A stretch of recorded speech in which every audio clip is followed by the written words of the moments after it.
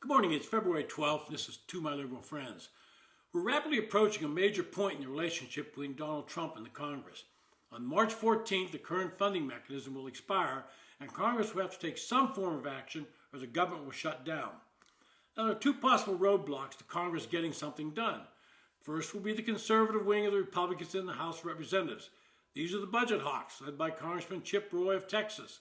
They're demanding deep cuts in spending in order to pass any reconciliation bill or another continuing resolution to keep the government open. Now, I suspect it will take the President Trump intervening and sitting down with them and crafting a deal they can accept. The second obstacle is with the Democrats. As you know, they're outraged by every action that President Trump takes, and they've vowed to fight him in every possible way. And we've seen them outside government buildings protesting, and up on Capitol Hill, Senator Schumer has even sent out a whistleblower hotline for people to call in about perceived abuses to the Trump administration. Inside sources report he's not getting the type of calls he expected, and many people are complaining about the level of government spending under President Biden. You would think somebody as astute as Schumer would know never open up a public line where people can call in with anything they want to say about government spending. The two Democratic leaders, Chuck Schumer in the Senate and Hakeem Jeffries in the House, are finding that combating Trump is easier said than done. Both are hearing complaints from within their caucus about doing something, but what they're doing is simply not working. Trump's a master at using the media, and they're mere novices in this arena. Trump has opened himself up to questions from the media in a manner they're not used to, where Biden was hidden away, and any time he appeared, it was strictly scripted. If you talk to Democrats, and I have with some former colleagues and friends back in D.C., you get two responses. Some say they need to go slow and be cautious. Be sure you're able to win those fights before you engage in them. Others say they should be in full-blown resistance to anything Trump says or does.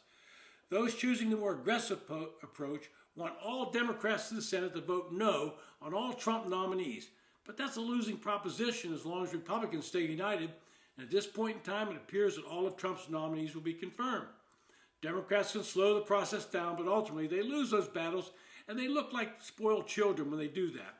Some Democrats can read the tea leaves that are critical to their own campaigns and realize that voting no on every candidate not only makes them look foolish and childish, but it's also highly politically damaging. Chuck Schumer has put himself squarely in the vote no camp.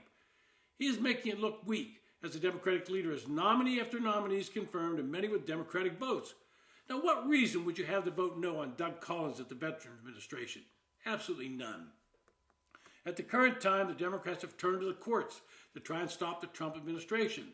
They filed these lawsuits before Democratic-appointed judges. Since many of these district judges hope to someday move up to the appellate level, they have to do what the Democrats want, because when the Democrats get back in power, they're the ones who are going to have to nominate them to the appellate level. Democrats have to support him, so they have no chance. These decisions will go to the appellate level and even to the Supreme Court. When Trump was asked if he would abide by decisions made by the courts, he replied that he always does what the court says. He has to, but they would appeal these decisions. He pointed out that it will take some time to go through the appellate process, and it will slow things down, but he believes he will prevail in the end. I agree with him. Courts can't tell a president how to spend money that's been sent to the president for his discretion. And that's what most of the executive branch money is. And that brings us back to March 14th. This could be the proverbial red line in the sand that Democrats might be willing to draw. Senator Andy Kim from New Jersey, a freshman, hinted on NBC that he and others might consider this option. He said he would do this in protest of the actions taken by Trump administration. But here's the problem facing Kim and other Democrats. In the past, it's been Republicans threatened to shut down the government, and Democrats cheered them on because the public blamed Republicans and any discomfort caused by them in the shutdown. This time around, it'll be Democrats who get the blame, and many within their caucus might not be willing to take that risk. There will be a bit of debate within the Democratic Party with the more pragmatic members realizing they put themselves at risk. Senator Dick Durbin has said he opposes shutting down the government. Others on the more progressive side say they're willing to take the risk.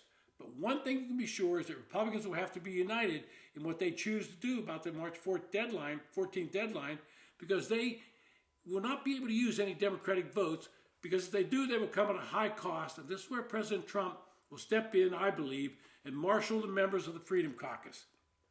In the Senate, Chuck Schumer has been circulating a letter advising his Democratic members on their strategy.